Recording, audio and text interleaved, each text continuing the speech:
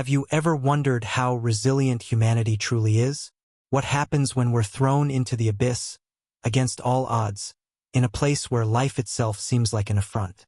Since our ancestors looked at the stars, we've dreamed of finding our place among the galaxy's civilizations. But what if that place wasn't a seat of honor, but rather a deadly proving ground, designed to see us fail? Prepare yourself, because the story you're about to hear isn't just about survival. It's about the subversion of all expectations. It's the saga of how humanity was condemned to a Class Zero death world and, instead of perishing, conquered it. If you're passionate about science fiction, about stories of overcoming adversity, and about everything that makes us wonder what if, then hit that like button, share this video with anyone who loves a good space adventure, and subscribe to the channel so you don't miss any cosmic journeys. Let's unravel together the day the galaxy underestimated humans, and the price it paid for it. In the vast and ancient tapestry of the Milky Way, where stellar empires flourished and declined in cosmic eras, there was a universally feared classification, the Class Zero death world. It wasn't just an inhospitable planet. It was a biological hell, a geological furnace, a vacuum where the very idea of life was a cruel joke. Think of worlds where the atmosphere was a corrosive poison, gravity-crushing, or the flora and fauna, perfect killing machines, evolved over billions of years to annihilate any intruder. For the oldest and wisest galactic races like the venerable Cthar or the enigmatic Cygnus, a Class Zero planet was a monument to uninhabitable, a cosmic tomb to be avoided at all costs. When humanity, still in its interstellar infancy, made its first official contact with the galactic community, we were met with a mixture of curiosity and veiled contempt. We were young, noisy, and, to their astonishment, incredibly adaptable. But there was something about us that the older races didn't understand, something that made them uneasy: our insistence on surviving where we shouldn't. At one point, after a series of diplomatic and cultural conflicts, largely a result of our stubbornness in not following millennia-old protocols and our, let's say, peculiar way of solving problems, an outrageous proposal emerged in the Grand Conclave. A test, a condemnation. Humanity would be gifted a Class Zero death world to colonize. It would be a definitive demonstration of our inability. A warning, a test to see if we would succumb to the darkness and despair they believed to be our destiny. The idea was simple: to prove that humans were a dangerous anomaly, a species too wild for the refined balance of the galaxy. They gave us a planet that defied existence itself, a place that was supposed to be our collective grave. Little did they know that they were lighting the spark of something far greater than they could imagine. News of the galactic community's gift echoed throughout Earth, not with panic, but with a silent determination. Hundreds of thousands of volunteers, scientists, engineers, military personnel, and ordinary civilians, some driven by a sense of duty, others by pure and simple insatiable curiosity, boarded the ships of the expeditionary colonization fleet. To other species, it was a funeral march. For us, it was the next great leap. The idea that a world could be unconquerable seemed, to the human mindset, less of a barrier and more of an invitation. However, the fascination wasn't just ours. From countless distant observation posts, hidden reconnaissance fleets, and camouflaged spy satellites, galactic civilizations watched. The Cthar, with their psionic sensors, expected to pick up rising despair. The Cygnus, with their meticulous data analyses, calculated the exact time until total failure of life support systems. For them, the arrival of humans on a Class Zero death world was a morbid spectacle, a practical lesson on the limits of arrogance and biological adaptability. They expected to see disorder, chaos, rapid social disintegration in the face of a relentless enemy. They expected moral implosion and the final cry of despair in the vacuum of space. What they saw instead was something that defied all the logic of their millennial cultures. They saw human ships, compact and strangely robust, descending amidst metal sandstorms or acid rains capable of corroding armored hulls. They saw the first habitation modules being implanted under conditions that would instantly kill any other known life form. And, most shocking of all, they saw humans emerge. They watched as our engineers, with improvised tools and an unwavering spirit, began to build. They witnessed the stubbornness in every step, the refusal to accept defeat. There was no immediate collapse as they predicted.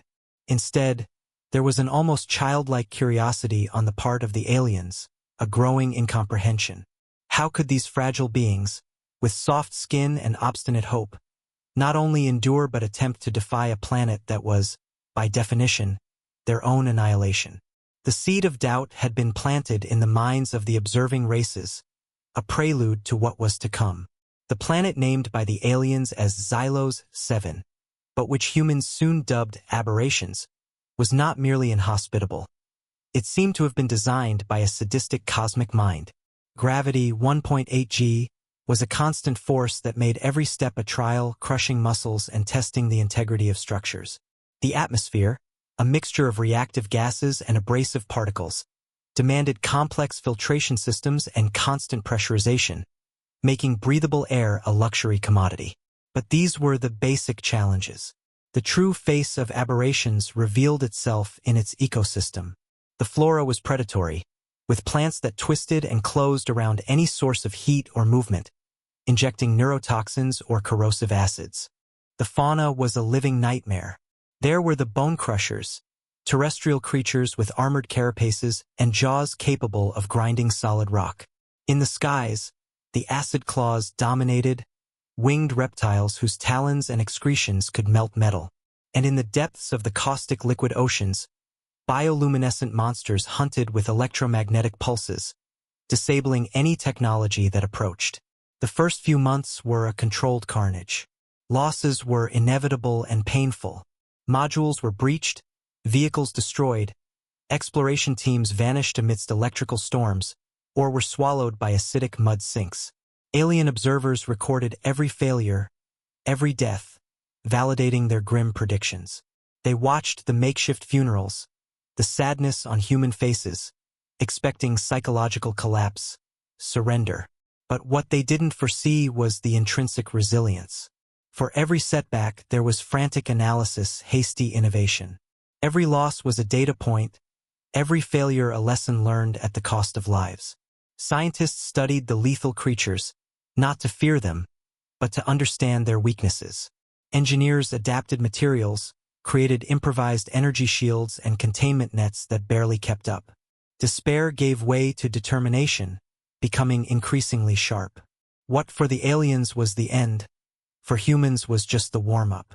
They were fighting not just against the planet, but against the expectation of failure that the entire galaxy had for them. It was at the height of hopelessness that true human nature shone. It wasn't brute force or advanced technology that saved the colony on aberrations. It was something far more subtle and, to alien observers, deeply enigmatic: our inexhaustible ingenuity.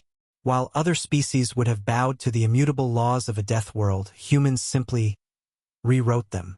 The crushing gravity? Our engineers developed lightweight but powerful work exoskeletons, powered by enhanced energy cells, that turned the burden into a locomotion aid. Field armor was reinforced with alloys that incorporated organic materials from the planet itself, discovered by biologists who risked their lives to study the local fauna. The corrosive atmosphere? It became a source. Visionary scientists discovered how to catalyze the toxic gases, transforming them into components for fuel and plastics. Instead of fighting the environment, we began to use it. The predatory flora, once a threat, was analyzed by intrepid botanists. Some species were genetically reprogrammed to create living barriers, others to generate useful chemical compounds. The bone crushers, once fearsome predators, were hunted not for sport, but for their indestructible carapaces, which became the basis for new vehicle and structure coatings. Their biological appendages became incredibly efficient drilling tools. The same intelligence that the Cygnus used to predict our failure, we used to dismantle the logic of a hostile ecosystem and reassemble it to our advantage. There was also the psychological factor. In the face of adversity, human social cohesion, contrary to what the aliens predicted, strengthened. Dark jokes were told amidst danger. Heroic actions were performed not for glory, but for a sense of camaraderie. Music resonated from the habitation modules, adapting to the rhythm of life under 1.8 g. Humans weren't just surviving, They were living, laughing, and, most incomprehensibly of all, thriving. It was the spark of innovation, of defiance, and of an innate stubbornness that transformed poison into medicine, threat into opportunity, and the impossible into just a matter of time. For the observing races, it was as if they were watching the fabric of reality bend before an indomitable will. For the ancient Cthar, whose understanding of life was based on millennia-long cycles of evolution and predation, what unfolded on aberrations was a disturbing anomaly. They expected the cry of despair, but heard, through their sophisticated listening networks, the sound of human laughter, of machines humming, and, at times, even music. The Cygnus, with their vast databases and prediction algorithms, saw their failure projections crumble. Their models had no variables for irrational stubbornness or defiant optimism. Awe soon transformed into something more complex. When the first images of the dome cities began to be transmitted, not just survival bunkers, but true mini-metropolises pulsating with life, energy, and, yes, art, incredulity swept through the galactic community. Humans weren't just surviving, they were thriving. Crops grew under artificial lights, fed by nutrients extracted from the toxic soil. Improvised factories transformed volcanic rock into building materials. And, shocking to many, there was leisure. Sports fields under domes, theaters where impromptu plays were staged, schools where human children learned about the hostile world their parents had conquered. By this point, fear began to set in.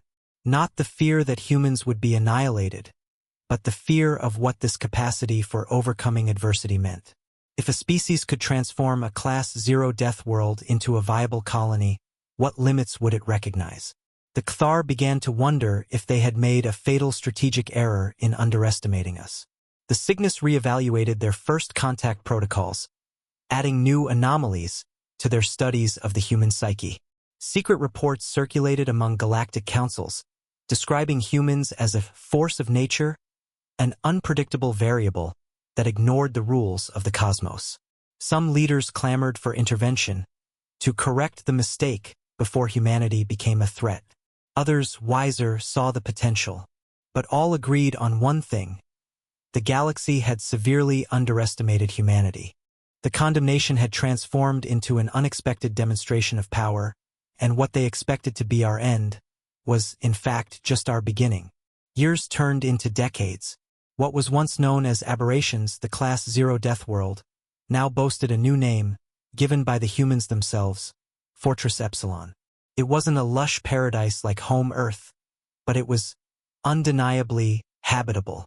Vast subterranean complexes expanded beneath the surface, protecting the colonies from storms and radiation. Above, translucent domes shimmered, housing hydroponic farms, vibrant parks, and even small artificial lakes created from the purification of the planet's corrosive elements. The once lethal fauna had been in part contained and in part understood. Some species were relocated to controlled nature reserves. Others were domesticated for specific functions. The bone crushers, for example, were now used for heavy excavation, guided by human teams in adapted vehicles. The flora, once a threat, provided biofuels and unique building materials. Fortress Epsilon became a living testament to humanity's ability to adapt, innovate, and, above all, dominate. The galactic community could no longer ignore the feat. Ambassadors from various races began to visit Fortress Epsilon, not to observe failure, but to understand success. The Cthar sent their scholars to decipher the human persistent psyche. The Cygnus, with their insatiable curiosity, sought to learn the engineering and biology methodologies that transformed hell into home. The old reputation of adaptable barbarians was replaced by something much more imposing and, to some, terrifying, that of a species capable of shaping reality to its will. Fortress Epsilon became a symbol, a cold, brutal reminder to any stellar empire that thought of underestimating humanity. The planet that should have been our grave became our greatest asset. It proved, once and for all, that we were not defined by limitations imposed by others, but by our own indomitable will. With the conquest of Fortress Epsilon, humanity not only ensured its survival but also carved out a new destiny for itself in the cosmic tapestry. The reputation that was once of a savage or immature species transformed into something much more complex and imposing. We were now the world shapers, those who not only adapted but redefined the limits of the possible. The implications of this for the galaxy were vast and unpredictable.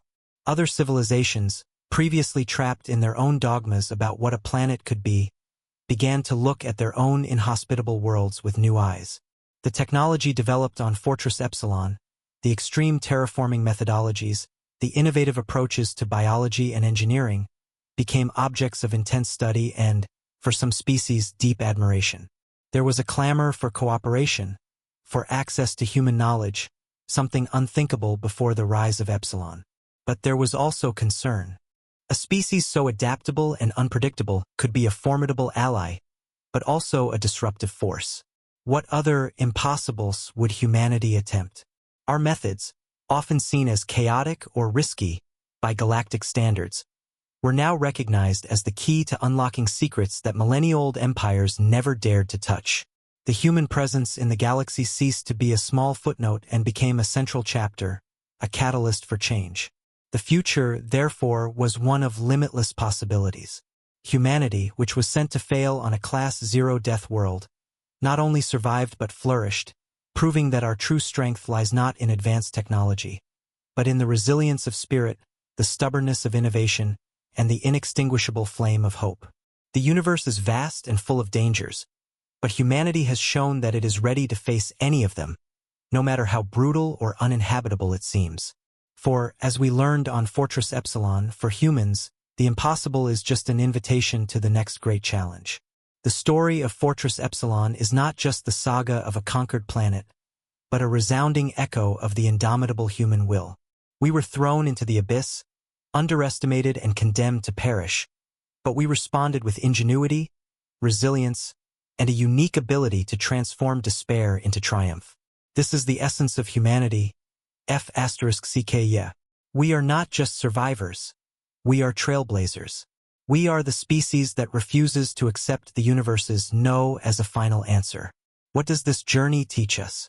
That the greatest challenges often reveal our greatest strength. That unity and creativity can overcome the most brutal adversities. And that, no matter how bleak the future may seem, humanity will always find a way to ascend, to innovate, to conquer. The cosmos is vast and mysterious, and our place in it is only beginning to be written. What other death worlds await us? And what new forms will our ingenuity find to transform them into homes? If the story inspired you, if it made your geek heart beat faster like this video, share it with all science fiction lovers and fans of great stories of overcoming. And, of course, subscribe to the channel and hit the bell so you don't miss the next chapters of the human saga in the universe. What was the moment that most surprised you in this journey of humanity? Leave your comment below. The galaxy may have tried to stop us, but it only showed us how far we can go.